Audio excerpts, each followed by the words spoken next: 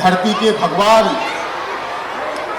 भगवान बिरसा मुंडा की जन्म जयंती पर, राष्ट्रीय जनजाति गौरव दिवस पर हमारे पूर्वजों के पराक्रम की पूजा करने के लिए इकट्ठे हुए हैं, लेकिन जय का उद्घोष इतना धीमा है कि उनको श्रद्धांजलि पहुंचते नहीं। मैं निवेदन करना चाहता हूं, मेरे साथ उठाइए अपने दोनों हाथों को, और मेरा निवेदन उन्हीं से है जो धरती आबा को अपना भगवान मानते हैं।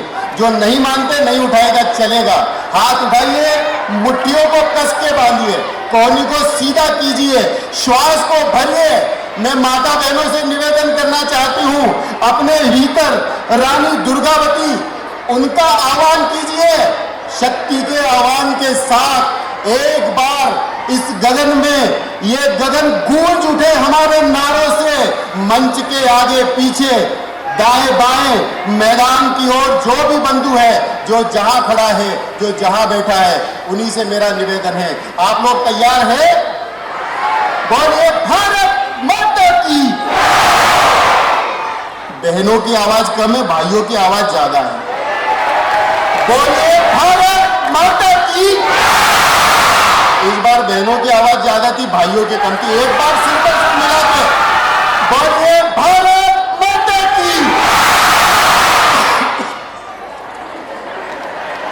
मैं निवेदन करना चाहता हूं, जो भी बंधु व्यवस्था में है, मां के लिए ही तो भगवान बिरसा मुंडा ने मृत्यु के साथ संघर्ष किया।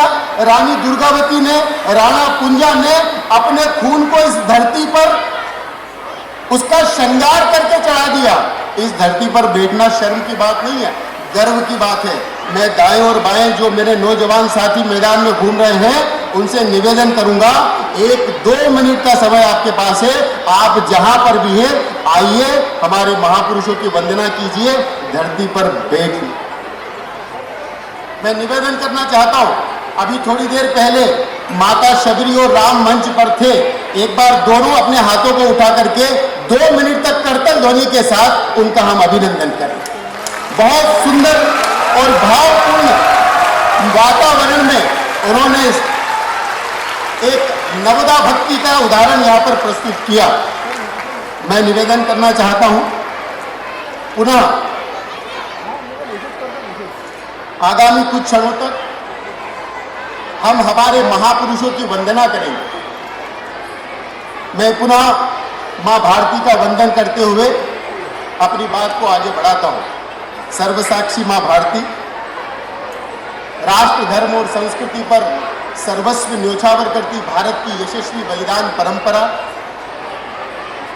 राष्ट्रीय जनजाति गौरव दिवस पर इस पावन पवित्र मंच पर विराजमान परम पूज्य महामंडलेश्वर श्री 1008 दादूजी महाराज, एक बार जोरदार करतल ध्वनि से हमारे संतों का अभिनंदन हम कैसे करते हैं।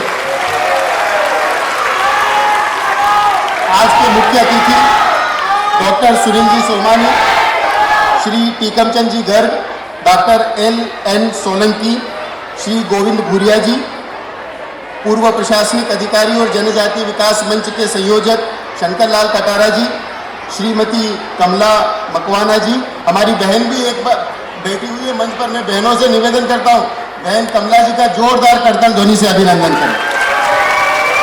श्री आदित्य चंदेरिया जी, अपने इस कार्यक्रम के संयोजक, मेरे अभिन्न मित्र राधेश्याम जामले जी, मेरे नौजवान साथियों और इस ध्वनि विस्तारक यंत्र के माध्यम से मेरी आवाज को सुन पा रहे भाइयों और बहनों,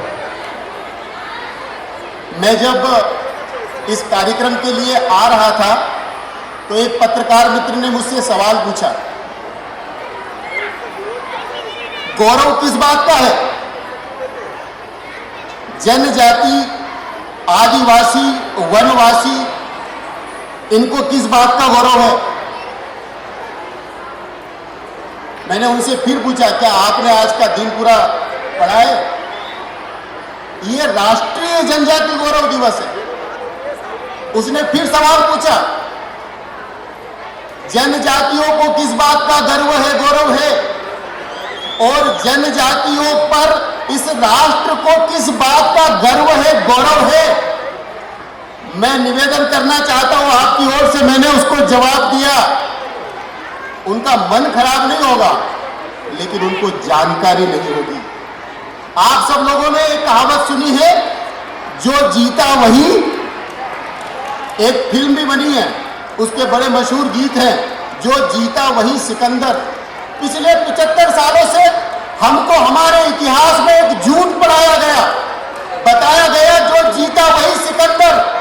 ग्रीक सभ्यता का सिकंदर, एक नौजवान योद्धा ग्रीक देश का झंडा लेकर के पूरी दुनिया की सभ्यता संस्कृतियों को रोनते हुए आगे बढ़ रहा था। वो चाहता था एक दिन इस पूरी दुनिया के ऊपर अगर किसी एक का शासन होगा तो वो ग्रीकों का शासन होगा और सबको नेस्त नाबूद कर दूंगा। उसकी नजर भारत की ओर भी पड़ी। ये ईसा के जन्म के 300 साल पहले, अभी जो सन चल रहा है ना हमारा 2024, इसके भी 300 साल पहले ग्रीकों ने भारत पर आक्रमण किया, भारत के उत्तर की ओर से आक्रमण किया। उसका विश्वस्त सेनापति जो कई देशों को रोनते हुए आगे बढ़कर के आया, उसका नाम था मिनांडर। मिनांडर ने आक्रमण किया भारत की तरफ। भारत की आक्रमण करने की उसकी जो सीमाई क्षेत्र था, जो पंजाब का इलाका हम कहते हैं, उस जमाने में उसको शिवी जनपद कहते थे। शिवी जनपद के ऊपर भीलों का शासन था। वो मिनांडर जो दुनिया को रोनता हुआ आगे बढ़ा, जब भीलों के तीरों से उसका सामना हुआ तो वो सिकंदर जो पूरी दुनिया को जीतने की बात कर रहा था, हार का मुंह देखकर यहां से वापस गया। अब भाई साहब अगर कोई आपको बोल दे ना कि जो जीता वही सिकंदर, उसका हाथ पकड़ना, उसको विनम्रता से कह देना जो जीता वही सिकंदर नहीं, जो हारा वो सिकंदर, जिसको भीलों ने मारा वो सिकंदर। सोमनाथ के मंदिर पर 17 बार आक्रमण हुआ, इस्लामिक आक्रांता हमारे देश में घुस आते थे, हमारे मंदिरों को तोड़ते थे। भगवान शिव, जिनको जनजाति समाज बाबा देव, बड़ा देव के रूप में मानता है, उनके मंदिर पर आक्रमण होगा तो क्या भील चुप बैठेंगे? मेरे जनजाति समाज के लोग चुप बैठेंगे? 14वीं शताब्दी में महमूद आक्रमण करने के लिए निकला। महमूद सुल्तान का आदेश पाकर दिल्ली से एक बड़ी सेना लेकर के और आक्रमण करने के लिए पहुंचा सोमनाथ के मंदिर पर। गिर के जंगलों में वेगड़ा की भील को उनके साथियों के साथ सूचना मिली, हमारे बाबा देव के मंदिर पर नापाक दृष्टि डालने के लिए कुछ विदेशी इस्लामिक आक्रांता बढ़ रहे हैं। अपने मुट्ठी भर साथियों के साथ तीर कमान, भाले, बर्छी, पत्थर लेकर के वेगड़ा जी भील सोमनाथ मंदिर के सामने दीवार बनकर के खड़े हो गए। एक तरफ सुल्तान की ताकतवर सेना जिसके पास तोप, बारूद, बंदूकें, और एक तरफ निहत्थे भीलों के साथ अधनंगे भील, हाथ में हथियार के नाम पर क्या था जी, तीर और पत्थर। लेकिन उनके हौसले ये कम नहीं थे। हमारे आराध्य को, हमारे जीते जी कोई छू सके ऐसा हम होने नहीं देंगे। तो वेगड़ा जी भील ने अपने से कई गुना ज्यादा सेना सुल्तान की सेना से संघर्ष किया। संघर्ष 10 दिनों तक चला। आखिरी भील, आखिरी तीर और आखिरी भील की आखिरी सांस जब तक रही, तब तक महमूद की नापाक सेनाओं के हाथ हमारे पवित्र सोमनाथ को छू नहीं सके। वेगड़ा जी भील ने बलिदान दिया, लेकिन यह बलिदान की परंपरा इतनी सीमित नहीं है। जब दिल्ली की सल्तनत पर बैठा हुआ अकबर बादशाह, मैं निवेदन करना चाहता हूं, मेरी माता बहनें बड़ी मात्रा में यहाँ पर बैठी हुई है, हमारी रगों में जो खून दौड़ रहा है वो कोई सामान्य खून नहीं है। हमारी रगों में रानी दुर्गावती का खून दौड़ रहा है। दिल्ली की सल्तनत पर बैठा अकबर बादशाह, उसने जबलपुर के पास गढ़मंडला पर शासन करने वाली रानी दुर्गावती को संदेश भेज दिया। संदेश दिया, मेरी गुलामी स्वीकार कर लो, तुमसे बड़े बड़े राज्य तो मेरे अधीन हो गए, आओ मेरी रानी बना के तुमको रखूंगा। अकबर का नियम था कि वो हमारी हिंदू रानी जहां पर शासन करती थी उनको गुलाम बना करके अपने हरम में शामिल करके अपनी बीवी बना करके रखना चाहता था। रानी दुर्गावती ने संदेश भेजा। रानी दुर्गावती ने कहा, अकबर बादशाह तुम भूल मत जाना। मेरे नौजवान साथी यहाँ पर बैठे हुए हैं, मैं निवेदन करना चाहता हूँ, हमने इतिहास में एक नाम पढ़ा है पठानों का बेताज बादशाह, और कुछ रोमिला थापर जैसे इतिहासकार उसको लिखते हैं शेरे हिंद। पठानों की एक दुर्दांत सेना लेकर शेरशाह सूरी हमारे एक के बाद एक मंदिरों को ध्वस्त करते हुए जा पहुंचा कालिंजर के किले पे।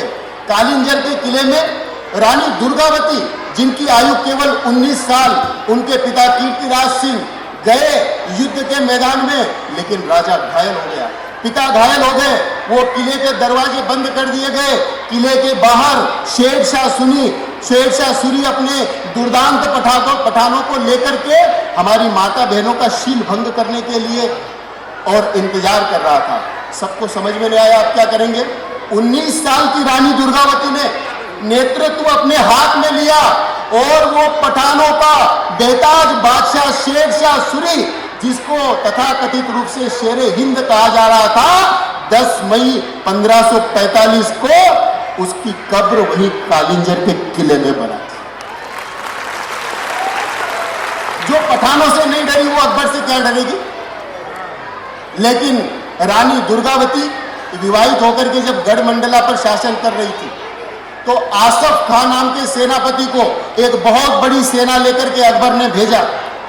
रानी दुर्गावती का पहला युद्ध नहीं था, आप लोग मांडू जानते होंगे। मांडू का एक नवाब था, मांडू का सुल्तान था बाज बहादुर। वो बाज बहादुर रानी दुर्गावती पर इसके पहले 3 बार आक्रमण कर चुका था। कितनी बार आक्रमण कर चुका था? तीनों बार मुंह की खाकर लौटा और चौथी बार हिम्मत नहीं की। अब की बार अकबर ने भेजा आसफ खां को। आसफ खां कई गुना बड़ी सेना लेकर के और गढ़मंडला के किनारे पर पहुंच गया। सम्रांगण का महासमर सजा। एक और रानी दुर्गावती के नेतृत्व में मुट्ठी भर हमारे गोंड सैनिक और दूसरी तरफ दिल्ली की सल्तनत पर बैठा हुआ अकबर बादशाह, उसकी बहुत बड़ी सेना आसफ खां के नेतृत्व में खड़ी हुई थी। युद्ध रचा गया, युद्ध हुआ। सम्रांगण के महासमर में इतिहासकार लिखते हैं कि देवी दुर्गा, जिनका नाम दुर्गावती था, जिनका जन्म दुर्गाष्टमी को हुआ था, ऐसी दुर्गावती ने सम्रांगण के महासमर में शौर्य और पराक्रम का ऐसा इतिहास लिख दिया, अपने से कई गुना बड़ी सेना भी उनके आगे पानी मांगने लगी। अंत में जब संघर्ष करने की स्थिति नहीं बची तो आत्म बलिदान की परंपरा को अंगीकार किया। युद्ध के मैदान में दोपहर के 11:30 बजे, जून का महीना, 24 जून की तारीख 1964 का दिन, और सम्रांगण के मैदान में रानी दुर्गावती के सैनिक लड़ते बलिदान हो रहे थे। एक तीर आकर के रानी माँ की आंखों पर लगा, दूसरा तीर उनकी गर्दन पर धंसा। अब रानी माँ को समझ में आ गया था अब जीवित रहना संभव नहीं है। लेकिन रानी दुर्गावती, वो तो दुर्गा की बेटी थी, उसको जीते जी कौन अकबर कैद कर सकता था। रानी माँ ने अपनी कटार निकाल करके उसी सम्रांगण के महासमर में अपनी गर्दन उतार करके और महाकाली के चरणों में समर्पित किया।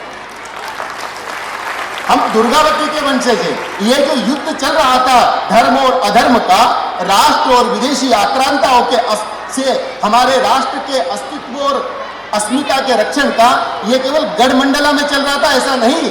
तो हमारे पूर्वज, जिनका नाम लूंगा तो अभी आपके होंठ मुस्कुरा उठेंगे, आपकी छाती गर्व से चौड़ी हो जाएगी। हल्दी घाटी के रण में महाराणा प्रताप ने आह्वान किया। महाराणा प्रताप के अपने रिश्तेदार, अपने नातेदार, अपने किलेदार, अपने ताबेदार, सबने अपनी पगड़ी उतार करके अकबर के साथ समझौता कर लिया। लेकिन महाराणा ने कहा सिर कटे तो कटे, लेकिन पाग नहीं झुके। जब तक महाराणा के खून का आखिरी बूंद है, जब तक उसके शरीर में अंतिम श्वास है, महाराणा झुकेगा नहीं। और उसी समय पर गोगुंदा के जंगलों में राणा पूंजा भील के नेतृत्व में एक टोली ने जाकर के एक चट्टान पर बिठा करके महाराणा प्रताप का राज तिलक कर दिया।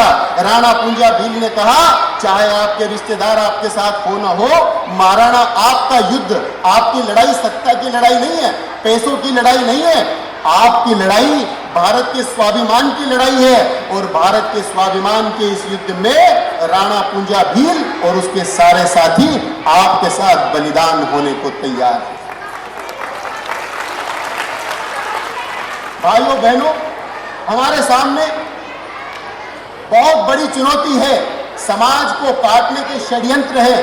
तो मैं याद दिलाना चाहता हूं, हल्दी घाटी का युद्ध 18 जून 1576 को हल्दी घाटी के मैदान में जब लड़ा जा रहा था, तो महाराणा प्रताप और राणा पूंजा भील के नेतृत्व में उस समय मेवाड़ में निवास करने वाली सभी 36 जातियां, तीन पीढ़ियां एक साथ मुट्ठी भर लोगों के साथ अकबर बादशाह के खिलाफ भारत के स्वाभिमान का युद्ध लड़ रहे थे। उस युद्ध का इतिहास लिखने वाला अब्दुल बदायूनी, जिसने अकबर का जीवन चरित्र लिखा, वो लिखता है, राणा पूंजा भील और उनके भील साथियों के सर पर काली का कौन सा साया सवार हो गया था कि हल्दी घाटी के पास खमनोर गांव है। उस खमनोर गांव में एक मैदान है जिसको तलाई के रूप में जाना जाता है। काट करके मुगलों की सेना को, उनके घोड़ों और उनके हाथियों समेत वो जो तलाई थी, उस तलाई को खून से भर दिया। आज भी उस तलाई को रक्त तलाई के रूप में जाना जाता है। हम पराक्रमियों की परंपरा के ध्वजवाहक हैं, लेकिन हमारे सामने सवाल उठता है कि अगर हम शासक थे तो हम शोषित कैसे हो गए? हम पराक्रमी थे तो हम पीड़ित कैसे हो गए? इसका इतिहास मैं आप लोगों के बीच में आने वाले कुछ क्षणों में रखना चाहता हूं। मेरे नौजवान साथियों, मेरी युवा बहनों, मेरी माताओं, मैं निवेदन करना चाहता हूं, एक बहुत झूठा विमर्श हमारे माथे पर जबरदस्ती चढ़ाया गया। शहरों में आज भी उस झूठे विमर्श को हम ढो रहे हैं। शहर के समाज के जो मेरे बंधु हैं, उनको ये लगता है कि वनवासी क्षेत्र में जनजाति जो समाज हमारा निवास करता है, वो अपराधी समाज, वो आपराधिक गतिविधियों में रहता है। मैं जब बचपन में था तो मेरी दादी मुझे अक्सर बताया करती थी, जब मैं कभी झाबुआ गया नहीं, लेकिन वो बताती थी, हमारे दोस्त चर्चा करते थे, क्या कभी झाबुआ के माछलिया घाट पर गए हो? मैं उनसे पूछता था, क्यों झाबुआ के माछलिया घाट में क्या विशेषता है? वो कहते थे कि वहां पर आदिवासी रहते। आदिवासी रहते तो क्या करते हैं जी? बोलते वो लूट लेते हैं। आदिवासियों की ये छवि, लूटने वाले अपराधी, ये कब बनी, कैसे बनी, क्यों बनी? क्योंकि जब मैं युवा अवस्था में मेरा कार्यक्षेत्र हुआ और कई बार उस माछलिया घाट से निकला, मुझे तो कभी कोई लूटपाट की घटना दिखाई नहीं दी। लेकिन ये झूठा विमर्श, जो गए नहीं उनको ऐसा लगता है कहां से आया। तो मैं निवेदन करना चाहता हूं, हमारे स्वतंत्रता संग्राम के पहले योद्धा का नाम है, मालूम है आपको? अंग्रेजों के खिलाफ जो पहला योद्धा था, जिसने अंग्रेजों के खिलाफ स्वतंत्रता का शंखनाद किया था, कोई जानता है क्या उनका नाम? कोई जानता है क्या?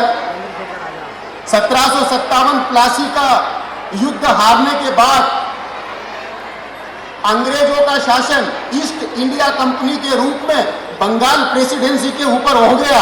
उस समय कलकत्ता की ताकत वही थी जो आज दिल्ली की ताकत है। कलकत्ता पे जिसका शासन होगा उसी का भारत पर शासन होगा, उसी पर बोलबाला होगा। और जब वो कलकत्ता के शासन से धीरे धीरे जंगलों की ओर बढ़े, तो जंगलों की ओर उनको एक प्रचंड प्रतिरोध का सामना करना पड़ा। और वहाँ पर 25 साल का एक नौजवान जबरा पहाड़िया, इतिहास में जिनको तिलका मांझी कहा जाता है, तिलका मांझी ने कहा, ये जल, ये जंगल, ये जमीन, ये संसाधन नहीं है, ये हमारी माँ है। अंग्रेज पटरियां बिछा रहे थे क्योंकि हमारे वनों को, हमारे मिनरल्स को, हमारे खनिज को काट काट कर इंग्लिस्तान ले जाए। और इसलिए उनके सामने 25 साल का नौजवान तिलका मांझी खड़ा हो गया। उन्होंने कहा कि ये जंगल हमारे पिता है, ये धरती हमारी माँ है, ये जल हमारी संस्कृति का हिस्सा है, हम इसका शोषण नहीं करने देंगे। अंग्रेजों ने क्या किया? अंग्रेजों ने बहुत बड़ी सेना जनजाति क्षेत्रों में लगा दी और बंदूकें जो बारूद से भरी होती थी, उन्होंने अत्याचार का एक दौर शुरू किया। तिलका मांझी ने उसका प्रतिकार किया, लेकिन तिलका मांझी से अंग्रेज सरकार इतनी डरी, राजमहल के जंगलों में रात को सोते हुए चुपचाप उनको षड्यंत्र से गिरफ्तार किया गया। राजमहल जिले से 70 किलोमीटर दूर भागलपुर तक 4 घोड़ों पर बांध करके नंगे बदन 25 साल के तिलका मांझी को लहूलुहान शरीर के साथ ले जाया गया भागलपुर, और भागलपुर में एक पीपल के पेड़ पर पूरे भागलपुर को इकट्ठा करके सरेआम फांसी पर चढ़ा दिया। 13 जनवरी 1785 का वो दिन था। ईस्ट इंडिया कंपनी के खिलाफ अगर कोई पहला योद्धा जिसने स्वतंत्रता का शंखनाद किया था, तो वो हमारे पूर्वज बाबा तिलका मांझी थे। हम तिलका मांझी की संतानें हैं, और तिलका मांझी के इसी प्रचंड प्रतिरोध का क्या परिणाम हुआ कि देश का पूरा जनजाति क्षेत्र सुलग उठा। देश का जनजाति क्षेत्र सुलग उठा। कहां पर ये चिंगारियां पहुंची? ये चिंगारियां पहुंची मेघालय में।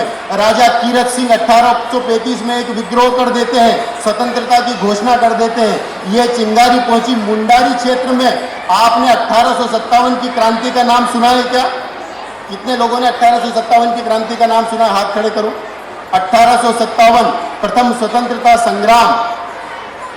लेकिन उससे 2 साल पहले सिद्धू, कानू, चांद, भैरव 4 भाइयों ने सिंहभूम जिले के अंदर 60 गांव के 60,000 से अधिक लोगों को एक स्थान पर एकत्र करके 20 जून 1855 को युद्ध की घोषणा कर दी। हम अंग्रेजों की गुलामी स्वीकार करने को नहीं तैयार है, और क्रांति की घोषणा हुई।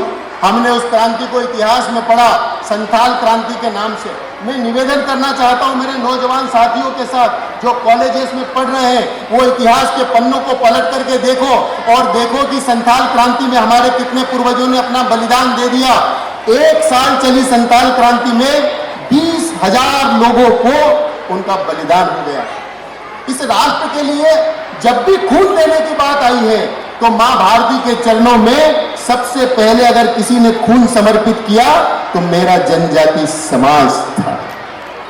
भाइयों बहनों, ये गर्व और गौरव का विषय। और इसी से चिढ़ करके सन 1871 में British parliament house of Commons ने जनजाति क्षेत्रों के लिए एक कानून बना दिया। उस कानून का नाम था क्रिमिनल ट्राइब्स 1871। जो लोग मेरे साथ बोल सकते हैं वो बोलिए एक बार। उस कानून का नाम था क्रिमिनल ट्राइब्स 1871। मतलब कि जो पूरा जनजाति समाज है ये अपराधी है। अपराधी किनके लिए था? अंग्रेजों के लिए तो होगा ही ना, क्योंकि अंग्रेजों की दास्तां हमने स्वीकार नहीं की। पूरा देश नगरीय क्षेत्रों में उनकी गुलामी स्वीकार कर चुका था, लेकिन हिंदुस्तान के वन क्षेत्र का एरिया जो आज 5वीं और 6ठी अनुसूची के अंतर्गत आता है, उसने कभी अंग्रेजों की दास्तां स्वीकार नहीं, और इसलिए उन्होंने हमको अपराधी घोषित कर दिया। उसी अपराधी का वो जो मानसिकता है, वो मानसिकता हमारी आजादी के 75 साल बाद भी आज हमारे, जिनको हम सो कॉल्ड बुद्धिजीवी कहते हैं, वो ढो रहे हैं। हमारे पत्रकार साथी, हमारे कॉलेज में इतिहास पढ़ाने वाले प्रोफेसर, हमारे नगरीय समाज के रहने वाले वकील, बुद्धिमान लिखने पढ़ने वाले सारे लोग, उनको भी यही लगता है कि जनजाति क्षेत्र में रहने वाले जो समाज के बंधु हैं वो आपराधिक गतिविधियों में संलिप्त होते हैं। ये जो झूठा विमर्श है, इस झूठे विमर्श को समाप्त करने की आवश्यकता है, और इसलिए मैं निवेदन करना चाहता हूं, राष्ट्रीय जनजाति गौरव दिवस, दुर्भाग्य से पिछले 75 सालों में अधिकांश समय ऐसे लोगों का शासन रहा। उसमें से मैं निवेदन करना चाहता हूं, एक नाम जो इस देश के पहले प्रधानमंत्री हुए, वो कहते थे, क्योंकि पीछे अभी मैं पत्रकारों से बात कर रहा था तो उन्होंने कहा आमू आखा हिंदू छे। ये हिंदू का क्या मतलब है? हिंदू मतलब हिमालय से लेकर के सागर तक जो फैला हुआ भूभाग है, जिसमें हजारों हजार साल से निवास करने वाला जो समुदाय है, जिसके पूर्वज इस मिट्टी में जन्मे हैं, वो सब एक रक्त है। हमारी एक सभ्यता है, एक संस्कृति है। फिर हमारी जाति, हमारा वर्ग, हमारा पंथ, हमारी पूजा पद्धति कुछ भी हो, लेकिन हम सब हिंदू हैं। लेकिन देश के पहले प्रधानमंत्री नेहरू ने अपनी आत्मकथा में लिखा, I am Hindu by an accident. मतलब वो पैदा हुए थे ईसाई बनने के लिए, उनकी आत्मा पैदा हुई थी ईसाई बनने के लिए, लेकिन गलती से नेहरू जी का शरीर सामने आ गया, वो उसमें घुस गए। I am Hindu by an accident. ऐसा मानने वाले लोगों का शासन हमारे देश पर रहा, और इसलिए ये जो झूठा विमर्श है ये हमारे माथे पर थोपा गया। लेकिन पिछले 10 वर्षों में हमने देखा है, 2018 भोपाल एक ऐतिहासिक दिन था 15 नवंबर का, तब देश के यशस्वी प्रधानमंत्री ने हमारी गौरवशाली परंपरा को श्रद्धांजलि देने के लिए राष्ट्रीय अवकाश की घोषणा की, और घोषणा की राष्ट्रीय जनजाति गौरव दिवस। आज पूरा देश हमारे जनजाति समाज के उन योद्धाओं को श्रद्धांजलि समर्पित करने के लिए अलग अलग स्थानों पर एकत्र हुआ है। उनको धन्यवाद देना चाहते हैं। आप लोगों के बलिदान के कारण आज हमारी संस्कृति जीवित है। राष्ट्रीय जनजाति गौरव दिवस, और केवल इतना ही नहीं हुआ, सच्ची श्रद्धांजलि उस दिन हुई जैसे हमारी माता बहनें यहाँ पर बैठी हुई है, जैसे हमारी एक बेटी पूरे आत्मविश्वास से भी यहाँ पर शबरी के रूप में परफॉर्म कर रही थी, ऐसे आम परिवार के, उड़ीसा के आम परिवार में जन्मी द्रौपदी मुर्मू जी भारत के सबसे बड़े पद पर जाकर के अधिष्ठित हुई महामहिम राष्ट्रपति बनी। हमारे प्रदेश के गवर्नर मंगू भाई पटेल, टंट्या मामा भील की परंपरा से आने वाले इस प्रदेश में 22% जनजाति आबादी है, लेकिन 75 सालों में किसी के कान में जू नहीं रहती कि कोई गवर्नर स्तर का कोई पदाधिकारी हमारे समुदाय से आना चाहिए। लेकिन मंगू भाई पटेल पिछले 3 वर्षों से हमारा नेतृत्व कर रहे हैं। आज हमारे प्रदेश में जनजाति समाज का नेतृत्व करता है, आज हमारी बहन जनजाति समाज का नेतृत्व कर रही है। मैं निवेदन करना चाहता हूं आप सब लोगों से, ये जो झूठा विमर्श है, इस विमर्श को हमको धोने की आवश्यकता नहीं है। आप सब लोगों से मैं एक बार पुनः निवेदन करना चाहता हूं, उठाइए मेरे साथ अपने दोनों हाथों को और धरती आबा भगवान बिरसा मुंडा की हम वंदना करते हैं। एक बार जय घोष करते हैं, मुट्ठियों को फिर से कस के बांधिए, बोलिए धरती आबा भगवान बिरसा मुंडा की, धरती आबा भगवान बिरसा मुंडा की, रानी दुर्गावती की, रानी दुर्गावती की, टंट्या मामा की, टंट्या मामा की, बोलिए